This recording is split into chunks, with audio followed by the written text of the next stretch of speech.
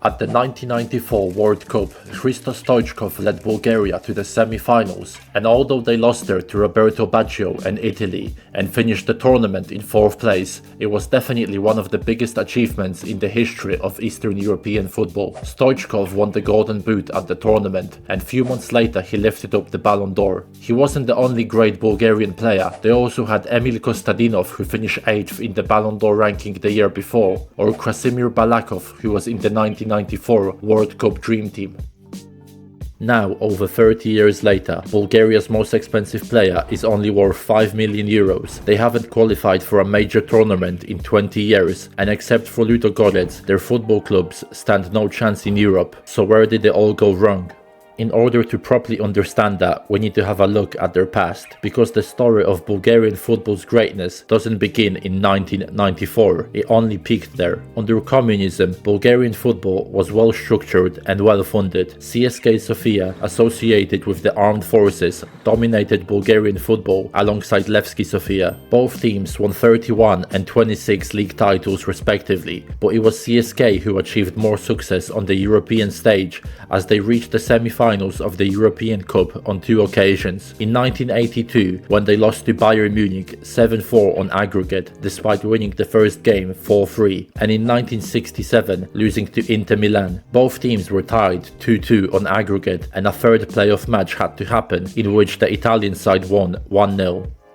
Around this time, the new communist footballing system brought about the first golden age of the national team, with Bulgaria taking part in 4 consecutive World Cups from 1962 to 1974, but every time they failed to make it out of the group stage. However, they did win a silver medal at the Olympics in 1968, back when the Olympic tournament was more prestigious than it is now. 20 years later, Bulgaria had another great generation of players, headlined by the Barcelona attacker Hristo Stoichkov. For the qualifiers, Bulgaria were drawn into a tough group with France, Sweden and Austria. They shocked the world by beating France in the final qualifying game. A 90th minute winner from Kostadinov allowed them to finish 1 point ahead of France and resulted in Cantona and Ginola watching the World Cup from home. Bulgaria continued to shock the world at the tournament, first by beating Argentina in the group stage before sending Lothar Matthäus and Germany home in the quarterfinals. Bulgaria eventually lost to Italy in the semi-finals, but it was a great tournament for them, which resulted in Hristo Stoichkov winning the Ballon d'Or in 1994. This wasn't luck, it was culmination of years of investment, structure and national vision, but this system was built on something fragile, the state, and when communism collapsed, so too did the entire footballing structure. As Bulgaria transitioned from communism to democracy, the cracks in society quickly began appearing. Crime exploded, corruption increased, and poverty worsened, as the general population found itself without any guiding principles in a rapidly changing environment. Euro 2004 marked the end of an era. It was the last tournament to feature players who had come through the highly structured and professional football system of communist Bulgaria. Crumbling facilities, coaches paid peanuts and waterlogged pitches that looked more like farmland than football grounds. Producing world-class players in such conditions became nearly impossible, and for the rare gems that did emerge, they fled abroad at the first opportunity. During the glory years of the 60s and 70s, the entire Bulgarian national team would be made up of players from the domestic league. Even in the 80s and 90s, the best talents remained at home well into their 20s. Hristo Stoichkov, Bulgaria's greatest footballer, didn't leave CSKA Sofia for Barcelona until he was 24. Meanwhile, some of the best players from the 2004 squad would leave much earlier. Dimitar Berbatov was playing for Bayer Leverkusen at just 20 years old. Stilian Petrov had left for Celtic at the same age. Bulgaria was eliminated from that tournament without a single point, finishing dead last in their group. That wasn't just the end of a campaign, it was the symbolic end of Bulgaria as a footballing force. Since then, the national team has failed to qualify for a single major tournament, but perhaps more worryingly, they have failed to produce top-tier players altogether. The only notable name of the last 2 decades is perhaps Evelyn Popov,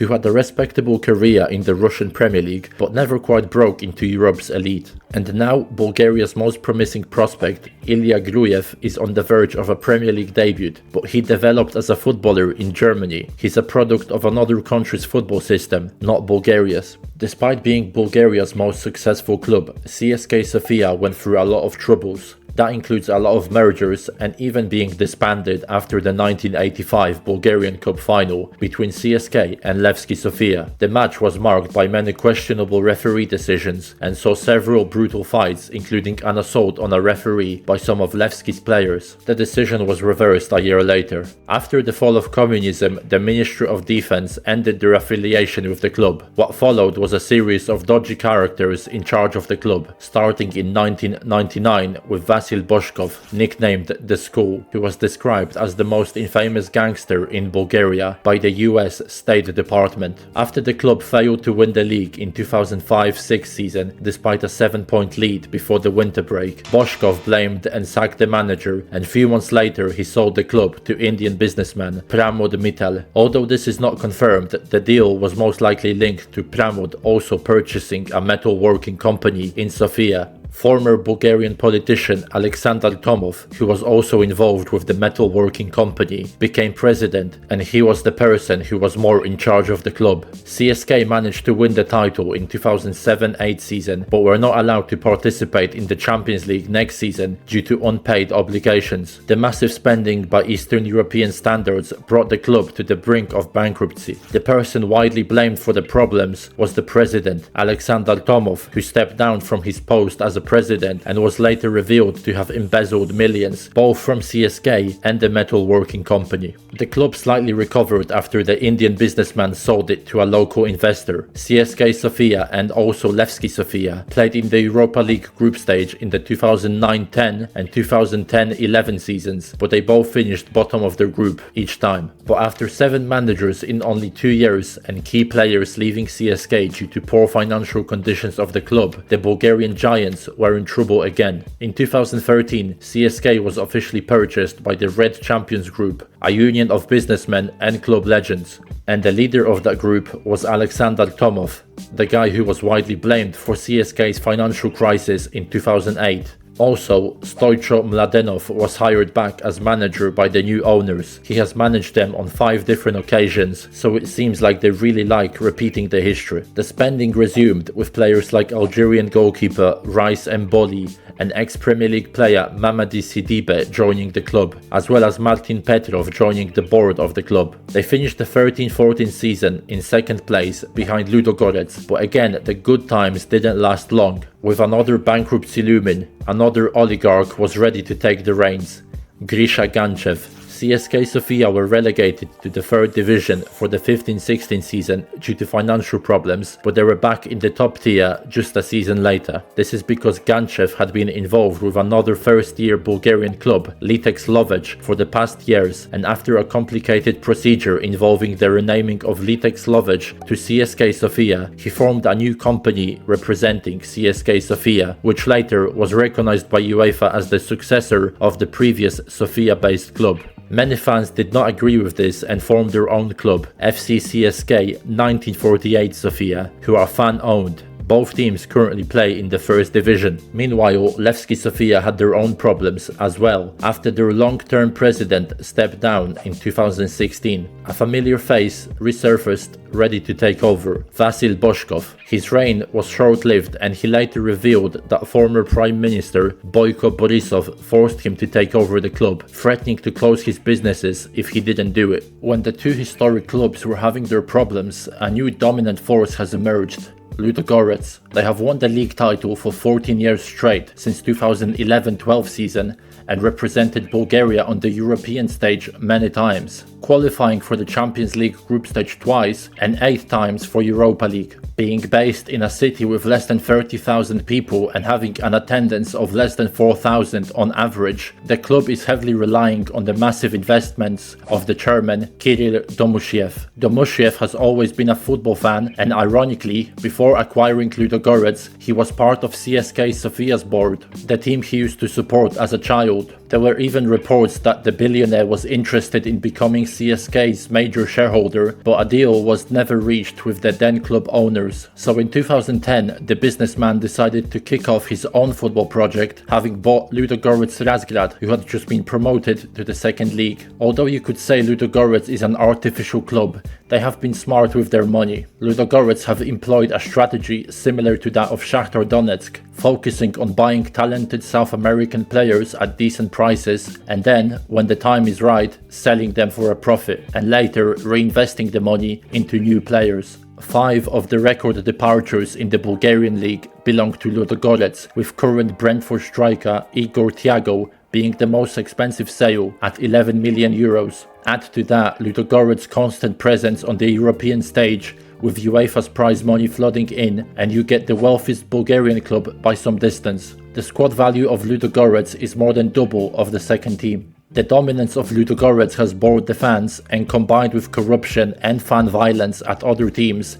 it has turned many fans away from the league. Even the Ludogorets fans, as their average attendance keeps on decreasing every year. Their rise to the top has been shadowed by the persistent accusations of referee manipulation or suspicious betting-related outcomes, but they have never been officially accused or charged of match fixing. Some fans claim that it's just jealous fans of other clubs throwing around baseless accusations. If you guys are from Bulgaria or know more about Ludogorets, then let me know what you think about this in the comments. Like many post-Soviet countries, roads, education and healthcare are still in a process of modernization, even after 3 decades of democracy, and many either leave the country in search for a better future or try and enter high-paying fields like IT or medicine. For those who still want to pursue a career in football, a giant slalom awaits, where they have to make sure that their talent does not go to waste through the old-fashioned coaching methods and the below-average levels of football. One of the men who is at the wheel of this nearly 20-year-old car crash is the former president of the Bulgarian Footballing Union, Borislav Mihaylov. His election in 2005 somewhat marks the beginning of Bulgaria's footballing decline. During this time, corruption increased, and many fans nowadays maintain that he doesn't really care about football and just wants a powerful position for himself. Allegations of match fixing, illegal betting, conflicts of interest, and misappropriation of the public funds have followed him throughout his tenure. No long-term national strategy was implemented for grassroots football, and facilities in most Bulgarian academies remain outdated or poorly funded. Under Mihailov's presidency, Bulgaria's under-21 and under-19 teams constantly fail to qualify for European Youth Championships. The same goes for the results of senior national team, which has failed to qualify for any tournament under his reign, and the league has fallen in the UEFA rankings from 17th in 2006 to 29th place in 2025. In 2019, he was forced to step down after a scandal involving racist abuse from fans during a game against England. Dimitar Berbatov, who is the most vocal former legend, has spoken against Mihaylov multiple times and decided to stand against him as Mihaylov tried to get re-elected in 2021. Berbatov lost, despite being a firm fan favorite. Several clubs backing Berbatov were not allowed to vote due to technicalities leading to accusations of fraud and legal challenges. In November of 2023, fans started to rally against Mihaylov and tried to organize a protest during one of Bulgaria's games. Because of this, the federation decided to move the game from Sofia to Plovdiv due to security concerns. When the stadium in Plovdiv was deemed unfit due to the fact that renovations were taking place, the game was moved to an even smaller stadium, which didn't comply with UEFA regulations. Seeing no other solution, the game was finally moved back to Sofia, but with 1,600 policemen surrounding the stadium. Once the marching fans met the police, chaos began, with the police using excessive force to disperse the crowd and causing numerous injuries.